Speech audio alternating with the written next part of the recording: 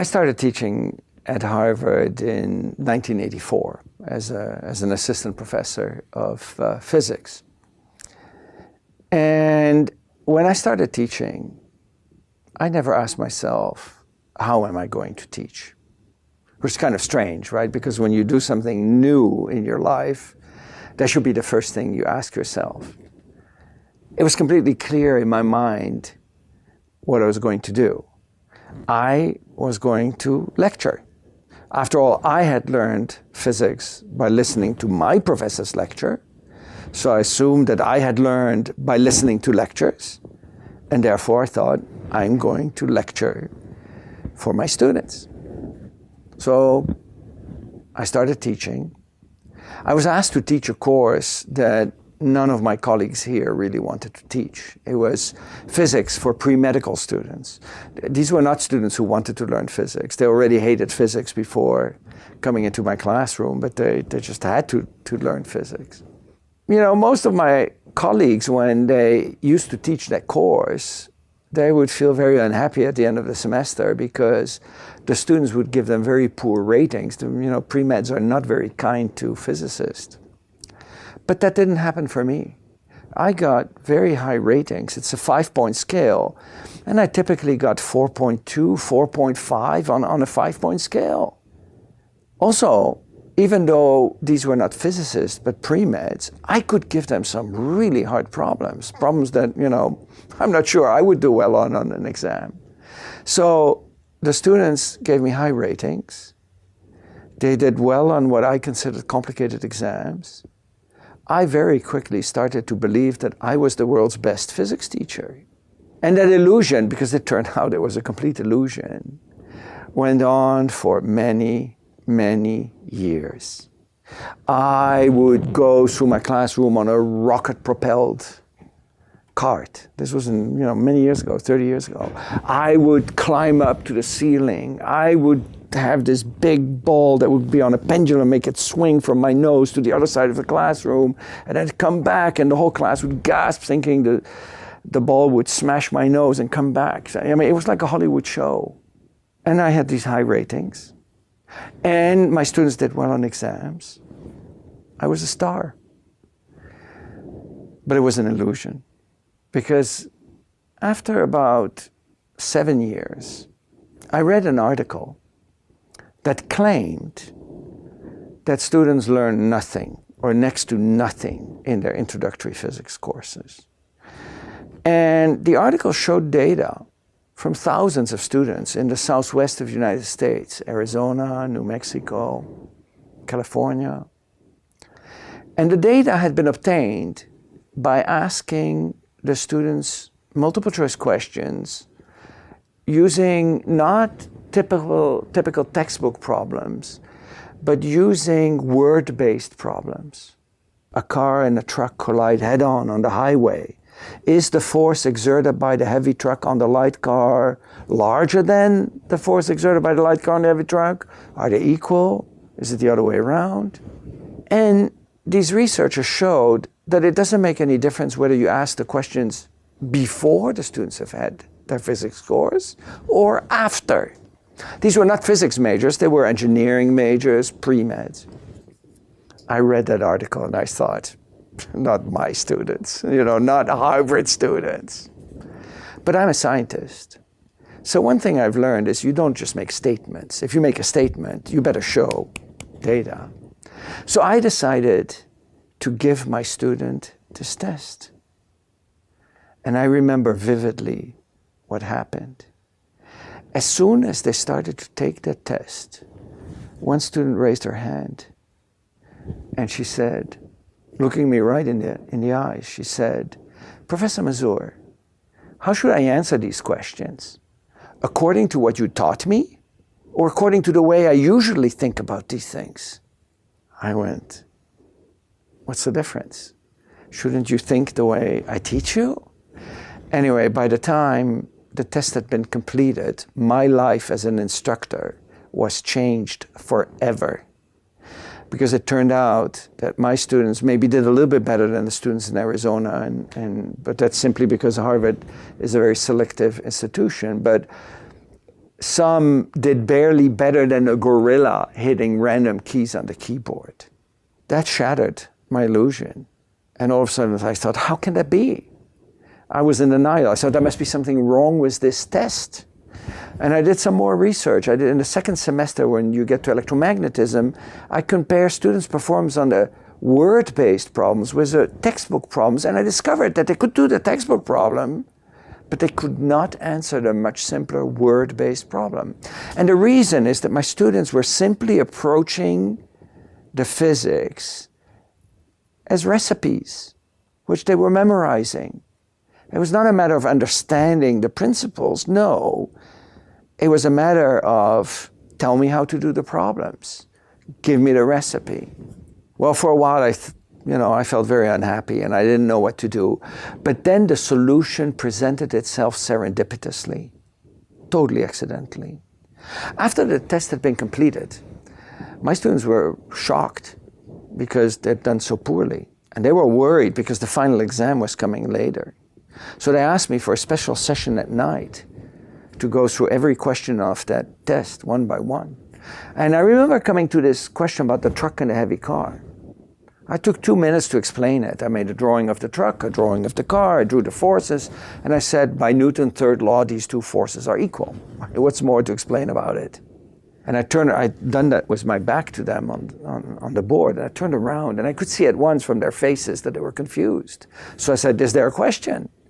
They were so confused, they could not articulate a question. So I thought, this is serious. So I erased the board, I started all over again, and I thought, maybe I should bring in Newton's second law and talk about acceleration. So in the next 8 minutes, I managed to produce the most, in my opinion, brilliant explanation you could think of. And after 8 minutes, the whole board was covered with equations and drawings. I turned around. They looked even more confused. And they could still not articulate a question. When I said, is there a question? They were, they could not articulate what it was that confused them. I didn't know what to do. But I knew one thing. I knew that half of them had given the right answer. So in a moment of despair, I said to them, why don't you just discuss it with each other? I had 250 students in the class. And something happened that I'd never seen before. All 250 students started talking. It was complete chaos. They forgot about me in front of the class. I could have walked away. They would not have noticed. But what is really interesting was that in just 2 minutes, they figured it out. I'd taken 10 minutes, 2 + 8, to explain it, unsuccessfully, and they in 2 minutes explained to each other. I first thought, how can it be? But imagine you have 2 students sitting next to each other, John and Mary. Mary has the right answer because she understands it. John does not. On average, Mary is more likely to convince John than the other way around, simply by the force of logic. But here's the important point. Mary is more likely to explain it to John than Professor Mazur in front of the class.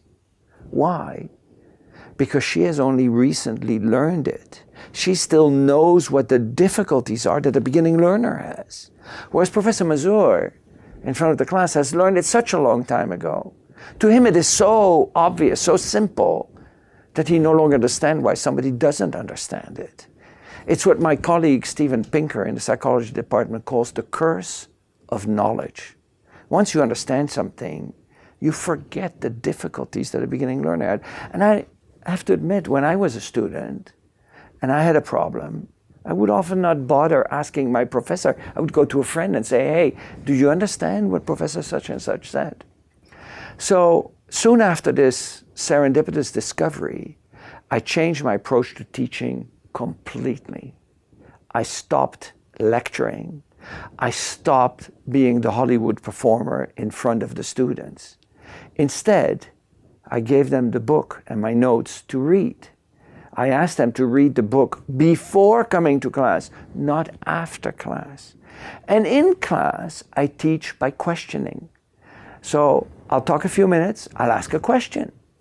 The student think about it, and then I have them vote on the answer. We actually use technology to do that. So they commit to an answer, and then I tell them, find somebody with a different answer around you and try to convince that person. complete chaos. They all start talking and arguing, and then you see these students go, oh, yes. And different students help each other understand the subject. I have them vote again, and usually many more students get it correct on the second try. And then we wrap up with a discussion, and I go to the next question. I call this approach peer instruction because students teach each other at the same level. Rather than teacher, student, it's student, student. And I, as the instructor, facilitate it. Instead of being the sage on the stage delivering the wisdom, which I now know I can't do, I am their coach. I'm the coach who guides them from the side. I've shown with this method that you can triple the learning gains. And books have appeared of peer instruction in chemistry and astronomy and mathematics. There are people using it in many different disciplines and many different educational settings. The key point is this, though. It's not about the instructor in front of the class. It's about the student and the student's mind. You don't learn by listening. You learn by doing. And in a sense, this brings the doing back in the classroom. This technique can really be applied to just about any field that involves critical thinking. And I would say at a university, everything involves critical thinking. Here's the reason why. Education, in a sense, is a two-step process. One step is the transfer of information. And we have many ways of transferring information. One is books, the other is video. And of course, in the university, most transfer of information is done by lecturing. The professor delivers information to the students. However, the crucial part of an education is for the student to make sense of that information, to have the aha moments. Oh, I get it. So that you can apply the knowledge embedded in information in a new context. Unfortunately, when you listen to a lecture, there's no time for that aha moment. There's no time. The only thing you can do is take the information down. If you try to think, you lose track of what the person says because you cannot think and talk at the same time. So where, for most people, I've asked myself often, where did that happen for me, these aha moments? Where did I make sense of the information? Well, that happened outside of the classroom. So in the standard approach to teaching, the information transfer is in the classroom. The sense making is out of the classroom. If you ask yourself pragmatically, which is the harder part? I think we all agree it's the second part, the sense making. So why not flip this around and do the easy part outside of the classroom, the transfer of information, books, video, and then in class we think about it. You can do this with art history, you can do it with biology, you can do it with quantum information, you can do it with special relativity, you can do it with finance. And in fact, believe it or not, there are people in all of these fields at universities, not my own, but many who are using it, from finance to mathematics to French drama.